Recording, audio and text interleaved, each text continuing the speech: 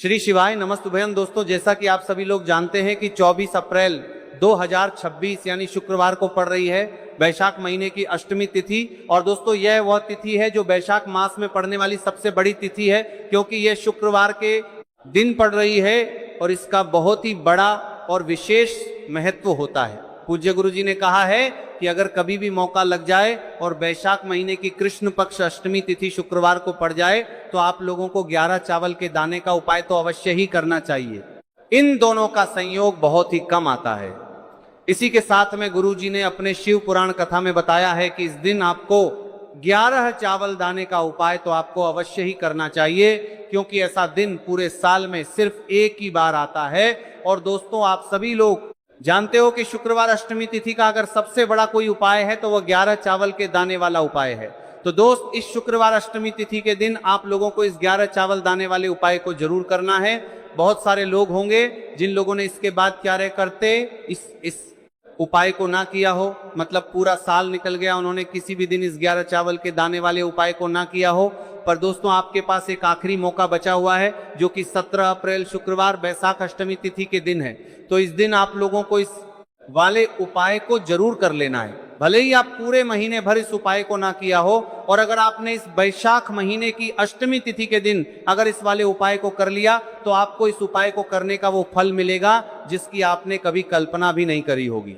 इसीलिए आप लोग इस वाले उपाय को एक बार जरूर कर लेना है, ताकि आप लोगों के हाथ से यह मौका ना जा सके और आपको इस उपाय को करने का फल मिल सके।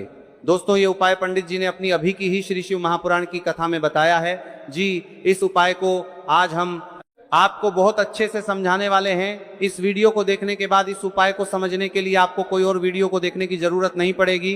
तो चलिए दोस्तों, उपाय को शुरू करते हैं। देखिए, ये इस वैशाख महीने के शुक्रवार अष्टमी तिथि के दिन ये इतना खास होता है, इतना महत्वपूर्ण होता है। देखा गया है कभी कभी बड़े बड़े पूजा पाठ अनुष्ठान से जो मनोकामना पूर्ण नहीं होते, वो वैशाख महीने के शुक्रवार अष्टमी तिथि के दिन एक छोटे से उपाय करने से ही आपकी मनोकामना पूर्ण हो जाती है। और बहुत सारे लोग इस पर देखे के दिन एक छोटे से उपाय करने से ही आपकी मनोकामना पूर्ण हो जाती है।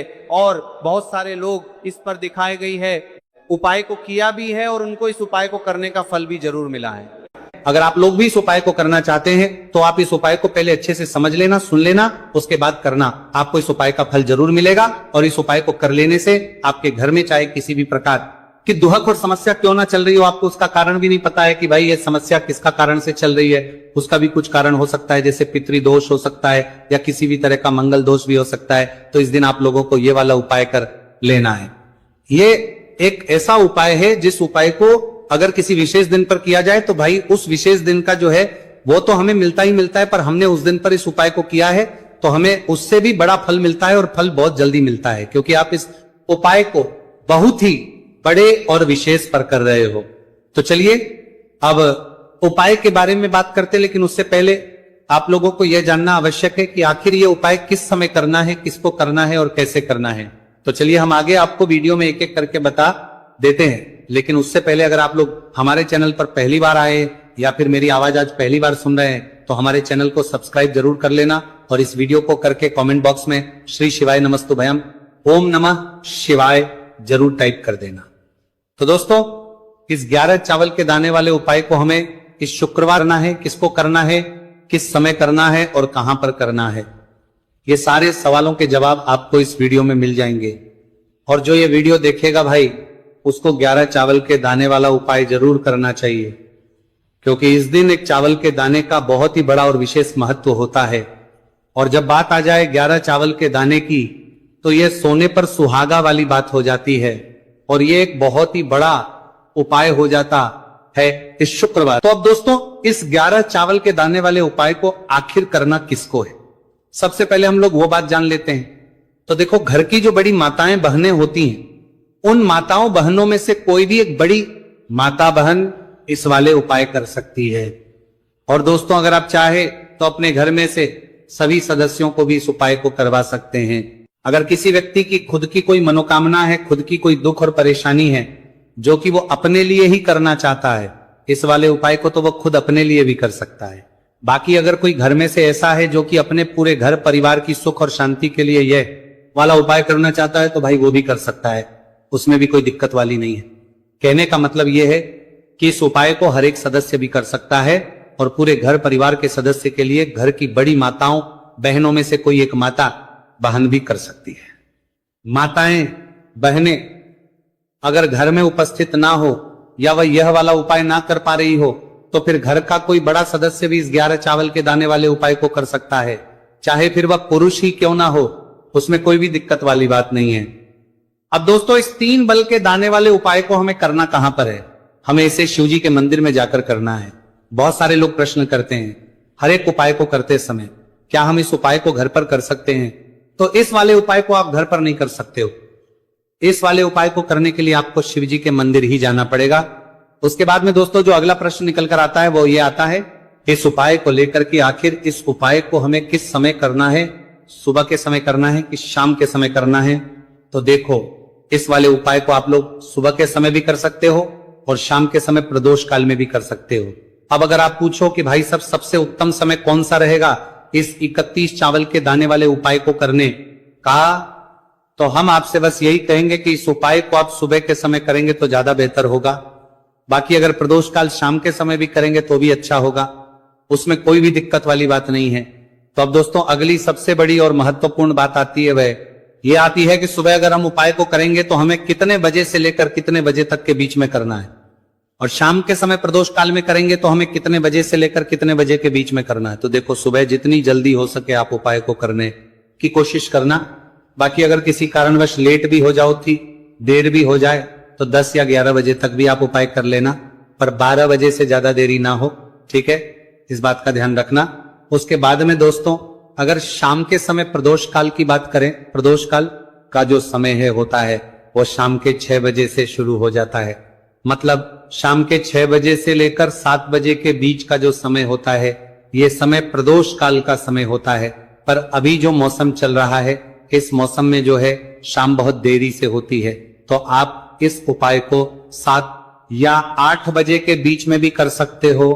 मतलब शाम के 6 बजे से 8 बजे के बीच में आप कभी भी इस वाले उपाय को कर सकते हो, उसमें कोई भी दिक्कत वाली बात नहीं है। अब दोस्तों यहां पर इस उपाय को लेकर एक और सबसे बड़ी बात यह निकल कर आती है कि इस 11 चावल के दानों को हमें लेना कहां से होता है, और हमें इस उपाय को करने के साथ में क्या और कुछ भी सामग्री ऐसी होती है जो शिव जी के मंदिर लेकर जानी पड़ रहती है। तो देखो यहां पर हम आपको बता दें, सबसे पहले आप लोग ये जान लो कि ये जो 3 चावल के दाने वाला उपाय है, सिर्फ और सिर्फ आप उपाय की सामग्री लेकर कभी भी शिव जी के मंदिर मत जाना, क्योंकि हमें भगवान के सामने यह नहीं दर्शा है कि अगर हम भगवान शिव जी के मंदिर आए हैं तो अपने फायदे के लिए आए। तो इसलिए जो भी पूजन सामग्री है, उपाय सामग्री है 11 चावल के दाने, इसके साथ में आपको पूजन सामग्री भी जरूर लेकर जाना है। देखो अगर सुबह के समय उपाय कर रहे हो तो सीधी सी बात है 1 लोटा जल तो आप लेकर जाओगे ही जाओगे। वही 1 लोटा जल अगर मिट्टी का जल हो तो बहुत अच्छा रहेगा। मिट्टी का जल कैसे बना आता है इसके लिए हमने पहले से बहुत सारी वीडियोस बना दी है आपके पास। इस दिन एक आखिरी मौका रहेगा, आपका मुमन देखते हैं, वो तब तक मिट्टी का जल शिव जी पर चढ़ने का और उपाय को करने का बहुत बड़ा आपको इस दिन फल मिलेगा। तो इसीलिए इस दिन हो सके तो भाई मिट्टी का जल चढ़ाना तो अपने साथ में कम से कम 1 लोटा जल तो आपको लेकर जाना ही जाना है। अगर मिट्टी का जल नहीं है तो घर का जल भी आप इस्तेमाल कर सकते हो। इसके अलावा जो भी पूजन सामग्री है, देखो 11 के दाने ये अलग आपके रहेंगे और जो आपकी पूजन सामग्री रहेगी वो अलग रहेगी। पूजन सामग्री में आप जो भी चीज लेकर जाना चाहे वो लेकर जा सकते हैं, एक बेलपत्र भी लेकर जा सकते हैं, उसमें कोई भी दिक्कत वाली बात नहीं है। वहीं अगर हम बात करें शाम के समय की, तो शाम के समय शिव जी पर जल नहीं चढ़ता है, इसीलिए शाम के समय आप लोग एक दीपक तैयार कर लें जो कि गोल तीखा आटे का शुद्ध देसी गाय का घी का होगा, है ना। इस बात का आप लोगों को ध्यान करना है। और इस दीपक को आपको घर से जलाकर नहीं लेकर जाना है, भगवान शिव जी के मंदिर में जाकर ही जलाना है। इस बात का भी आप लोगों को ध्यान रखना है।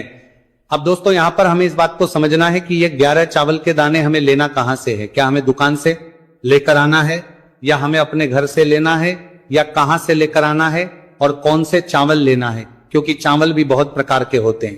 तो देखो इन सभी सवालों के जवाब आप लोग एक बात में सुन लो कि भाई जो उपाय है, इस उपाय में आपको यह नहीं देखना है कि भाई कौन से चावल है कौन से चावल नहीं है, बस जो भी चावल ले रहे हो वो चावल का दाना सबूत होना चाहिए, मतलब साबुत होना चाहिए, टूटा हुआ नहीं होना चाहिए, कटा पीटा नहीं होना चाहिए। ये बात आपको ध्यान रखना है। बाकी आपका चावल बासमती हो या सादा चावल हो या कोई सा भी चावल हो, उसमें कोई भी दिक्कत वाली बात नहीं है।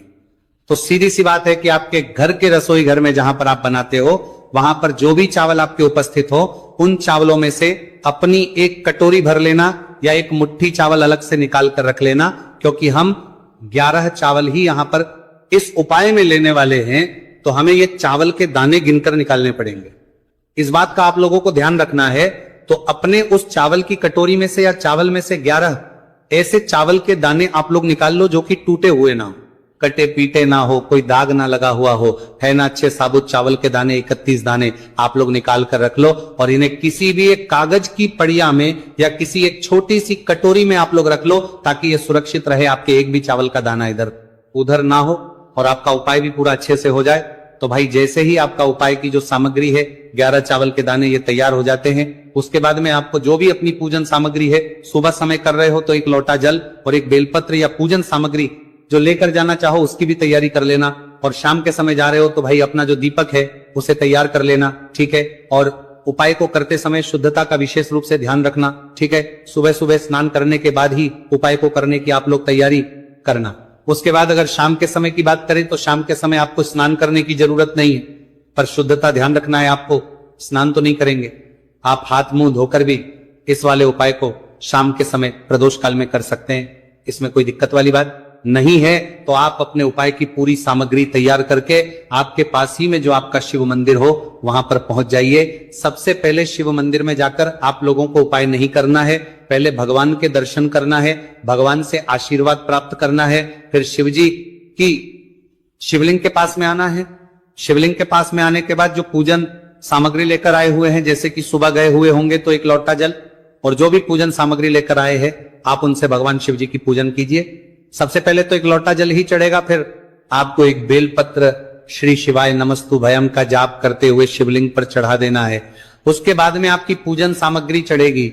उसके बाद में अगर दोस्तों शाम के समय अगर आप इस उपाय को कर रहे हो तो अपने साथ कम से कम एक जो दीपक है गोलबाती का जो आप अपने साथ में लेकर गए हो, उस दीपक को मंदिर में जाकर अपनी माचिस से जलाना है और उस दीपक को शिवलिंग के पास में रखना है, ठीक है। इस दीपक को रखने के बाद ही आप लोगों को अपना ये वाला उपाय शुरू करना है और दीपक को ज्यादा पास में मत रखना, वैसे भी गर्मी पड़ रही है, भगवान शिव जी को आंच नहीं लगनी चाहिए, है ना। तो भाई जैसे ही आपकी पूजा अर्चना हो जाती है आप भगवान शिव जी को प्रसन्न कर लेते हैं, उसके बाद शिवलिंग के पास ही में आप कहीं पर बैठ जाइए, सामने या आसपास जिस जगह पर आपको बैठना हो वहां पर आपको पर बैठ जाइए और अपने वो 11 चावल के दाने अपने सामने निकाल कर रख लीजिए, क्योंकि अब यहां पर उपाय को यहां पर करने की आपको तैयारी करना है। और इस तरीके से जब आप उपाय करेंगे, पूजन सामग्री करने के बाद, पूजन अर्चना करने के बाद, तो आपको उपाय का फल बहुत जल्दी और बहुत होकर मिलेगा। तो अपने चावल के अपने सामने निकाल कर रख लेना। और ये जो उपाय है ये आपकी सीधे हाथ की हथेली से होगा, इसलिए इस बात का भी विशेष रूप से ध्यान रखना है। तो सीधे हाथ की हथेली का प्रयोग करके ही आप लोग अपना इस वाले उपाय को करना। अपने सामने जो भी आपके कागज की पुड़िया है उसको खोलकर रख लो, या कटोरी है तो भाई उसे अपने सामने रख लो और अपने वो 11 चावल के दाने निकाल लो, ठीक है। उसके बाद में दोस्तों अब आपको क्या करना है कि शिवलिंग आपके सामने होगी तो आपने वो 11 चावल के दाने एक एक करके जहां पर आपने बेलपत्र चढ़ाए हैं आपको शिव जी के शिवलिंग के ऊपर चढ़ाना है। कहां पर चढ़ाना है? शिवलिंग के ऊपर चढ़ाना है और कहीं पर भी नहीं चढ़ाना है। आपको अपने हथेली से तो शिवलिंग के ऊपर चढ़ाना है, भले ही फिर वो अपने आप जलाधारी पर गिर जाए, मतलब वहीं पर गिर जाए, उसमें कोई दिक्कत वाली बात नहीं है, पर आप चढ़ाओ शिवलिंग के ऊपर। तो आपको क्या करना है? अपना पहला चावल का दाना उठाना है, श्री शिवाय नमस्तु भयम बोलना है और शिवलिंग पर चढ़ देना है। इसी तरीके दूसरा चावल का दाना उठा है, शिवलिंग पर चढ़ना है और मंत्र बोल देना है, और फिर तीसरा चावल का दाना उठाना है, श्री शिवाय नमस्तु भयम बोलना है और चढ़ देना है। इसी प्रकार से आपको पूरे 11 चावल के दाने एक एक करके शिव जी के शिवलिंग के ऊपर चढ़ाना है और भगवान से प्रार्थना करते जाना है। मतलब प्रार्थना तो आपको आखिरी में करना है, पर हर एक चावल के दाने को चढ़ाते समय श्री शिवाय नमस्तु भयम जरूर बोलना है। उसके ही में ये चावल का दाना शिवलिंग के ऊपर आपको चढ़ाना है। जैसे ही आपके 11 चावल के दाने शिवलिंग के ऊपर चढ़ते हैं तो भाई उसके बाद में आपको क्या करना है, भगवान से अपनी मनोकामना बोलना है। मनोकामना भी कब बोलना है, जब आपका 11 चावल का दाना आपके सीधे हाथ की हथेली में हो और आप उसे चढ़ाने के लिए जा रहे हो। श्री शिवाय नमस्तुभयम बोलकर उस आखिरी चावल के दाने को शिवलिंग के ऊपर चढ़ा देना। भगवान से फिर अपनी वो मनोकामना बोल देना जिस मनोकामना के लिए आप लोग अपना ये वाला उपाय कर रहे हो, जिस भी दुख और परेशानी के लिए आप लोग अपना ये वाला उपाय कर रहे हो। उसके बाद में जैसे ही आप अपनी मनोकामना बोल देते हो, आपका ये वाला उपाय पूरा हो जाता है। पर दोस्तों, उपाय को करने के बाद आप लोगों को 2 मिनट भगवान शिव जी के मंत्र का जाप जरूर करना है। और मंत्र का जाप करने के बाद भगवान से एक और बार करना है अपनी मनोकामना के लिए या अपनी जो भी दुख और परेशानी है उसके लिए। इसके बाद में आप लोग भगवान को देखकर, भगवान से प्रार्थना करके, उनसे आशीर्वाद लेकर वहां से उठ सकते हैं और अपने घर पर जा सकते हैं। बस दोस्तों, यहां पर ये वाला उपाय पूरा हो जाता है। इस तरीके से जो भी व्यक्ति छोटी छोटी चीज का ध्यान रखते हुए इस 11 चावल के दाने वाले उपाय को करेगा, निश्चित सी बात है उससे उसकी मनोकामना पूरी होगी और जो भी दुख और परेशानी है वो भी बहुत ही जल्दी दूर होंगे। तो दोस्तों, ये थे पूज्य गुरु जी द्वारा बताए गए कुछ बहुत ही खास उपाय। अगर आपको जानकारी अच्छी लगी हो तो वीडियो लाइक करिएगा। मिलते हैं फिर एक नए वीडियो के साथ। श्री शिवाय नमस्तुभयम। पूरे साल भर इस उपाय को ना किया हो, पर अगर आपने इस मार्गशीर्ष महीने में, तो आपको इस उपाय को करने का वो फल मिलेगा जिसकी आपने कभी कल्पना भी नहीं करी होगी।